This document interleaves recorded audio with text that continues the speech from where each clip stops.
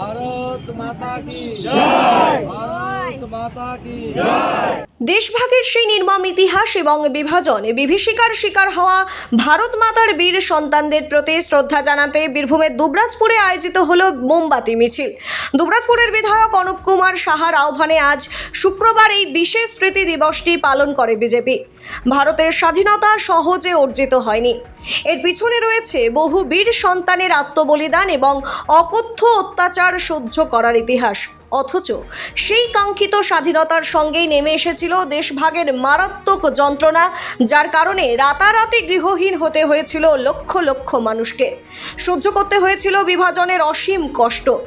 সেই দুঃসহ স্মৃতি ও শহীদদের প্রতি শ্রদ্ধা জানাতেই এই স্মারক পদযাত্রার আয়োজন করা হয়।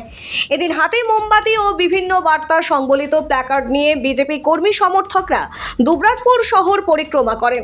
পুরো শহর ঘুরে মিছিলটি পাহাড়েশ্বরে অবস্থিত স্বামী বিবেকানন্দের আবক্ষ মূর্তির পাদদেশে এসে শেষ হয় এবং সেখানে শ্রদ্ধার্ঘ্য নিবেদন করা হয়। এই মোমবাতি মিছিলে দুবরাজপুরের বিধায়ক অনুপ কুমার সাহা ছাড়াও উপস্থিত ছিলেন বিজেপির দুবরাজপুর মণ্ডল সভাপতি সোমনাথ ব্যানার্জি, বিজেপির দুবরাজপুর শহর সভাপতি দেবজ্যোতি সিংহ, প্রাক্তন কাউন্সিলর তথা বিজেপি নেতা সত্যপ্রকাশ তেওয়ারি সহ দলের অন্যান্য নেতৃত্ব ও স্থানীয় কর্মী সমর্থক বৃন্দ।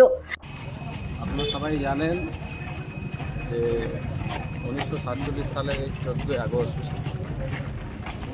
বিভাজনের বিভীষিকা, স্বাধীনতা আনতে গিয়ে বহু মানুষকে তার জীবন দিতে হয়েছে, অত্যাচারিত হয়েছে, হত্যালীলা চলেছে। সেই সমস্ত মানুষদেরকে স্মরণ করা এবং আজকের দিনটি ভারতবর্ষের প্রত্যেকটা মানুষের কাছে এক স্মরণীয় দিন, যা পশ্চিমবঙ্গ এবং ভারতবর্ষের মানুষকে তাদের মনকে শিহরিত করে। আপনারা জানেন যে আজকের দিন বিভাজন বিভীষিকা, তাই বিভাজন বিভীষিকাতে সেই মুহূর্তে সেই সমস্ত মানুষদেরকে আজকে স্মরণ করা। তার জন্য আমরা দুবরাজপুরের সমস্ত নাগরিকদেরকে আহ্বান করেছিলাম।